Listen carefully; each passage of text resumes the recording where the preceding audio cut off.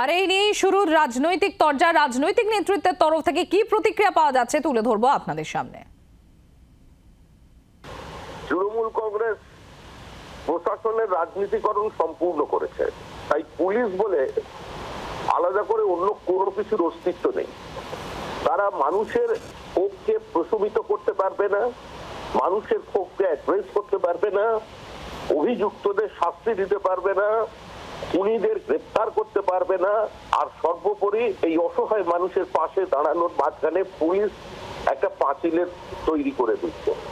তো স্বাভাবিকভাবেই যে সমস্ত অঞ্চলে বা যে সমস্ত দ্বীপের মধ্যে আজকে ক্ষোভ আছে, যে কোনো সময় যে সেখানে জনবিস্ফোরণ ঘটতে পারে, তাই সেগুলোতে যাতে কেউ স্ফুলিঙ্গ ধরনের কাজ না করতে পারে, বা সেটা না করলেও যদি কেউ অসহায়তার কথা শুনবার জন্য তাদের পাশে গিয়ে দাঁড়াতে পারে, তো স্বাভাবিকভাবেই সেটা সংবাদ মাধ্যমে এবং আরো দেশবাসীর সামনে উঠে আসবে।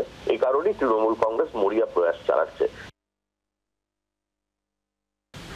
হাইকোর্টের নির্দেশের পর সন্দেশখালীতে 144 ধারা উঠে যাওয়ার পরে গত 24 ঘন্টায় নতুন করে এমন কোন ঘটনা পুলিশ উল্লেখ করতে পারবে না ঘটেনি, এটার কারণে তাদের আবার নতুন করে 144 করতে হবে। এটা আইনের শাসনকে বরবাদ করে দেওয়া তো বটেই, কোর্টের অর্ডারকে ভায়োলেট করা। যে আধিকারিকরা করেছে তারা এতটাই দালালি করছেন সরকারের শাসক দলের যে শেখ শাহজাহান কিংবা শিবু হাজরারা তাদের বিরুদ্ধে যেন মানুষ কেউ কিছু কথা বলতে না পারে, অন্যায়ের বিরুদ্ধে যেন কথা বলতে না পারে, এভাবে মহিলাদের উপরে নির্যাতন হয়েছে দিনের পর দিন, তার বিরুদ্ধে যেন কেউ মুখ খুলতে না পারে। মুখ খোলাকে ভয় পাচ্ছে বলেই 144 ধারা। মন্ত্রী বলেছে না, খেলা ঘুরিয়ে দেবো, খেলা ঘুরিয়ে দেবার জন্য মানুষের উপরে চাপ জবরদস্তি, সেই কারণেই 144, সেটা কোর্টের নির্দেশের বিরুদ্ধে।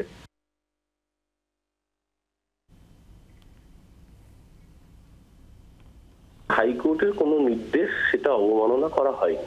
হাইকোর্ট পরিষ্কার বলেছিল পুরো সন্দেশখালী এলাকার জন্য 144 ধারা তুলে দিতে হবে, একসাথে গোটা এলাকায় 144 ধারা থাকবে না। কিন্তু যেই অঞ্চলে উত্তেজনা প্রবণ, যেই অঞ্চলে অশান্তির ইন্ধন যোগানোর সম্ভাবনা আছে, সেই অঞ্চলগুলোতে পুলিশ প্রশাসন মনে করেছে যে এখানে 144 ধারা জারি করা প্রয়োজন।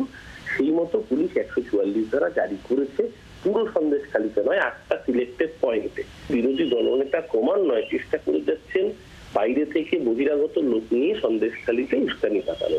প্রশাসন স্বাভাবিকভাবেই সেই কাজ করেছে যেই কাজ করলে উত্তেজনা প্রশমিত হয়। আমাদের বক্তব্য খুব পরিষ্কার, বিরোধী দল যদি ভেবে থাকে তারা একতরফা অশান্তির আগুন লাগিয়ে যাবে এবং প্রশাসন হাতে মুখ বুঝে চুপ করে বসে থাকবে, সেটা হবে না। প্রশাসন আজকে যদি বিরোধী দল গিয়ে আবার ওখানে অশান্তির আগুন লাগায়, পরের দিন আদালতই আবার প্রশাসনকে ভর্ৎসনা করবে। তাই খুব স্বাভাবিকভাবে প্রশাসন প্রশাসনের কাজ করেছে।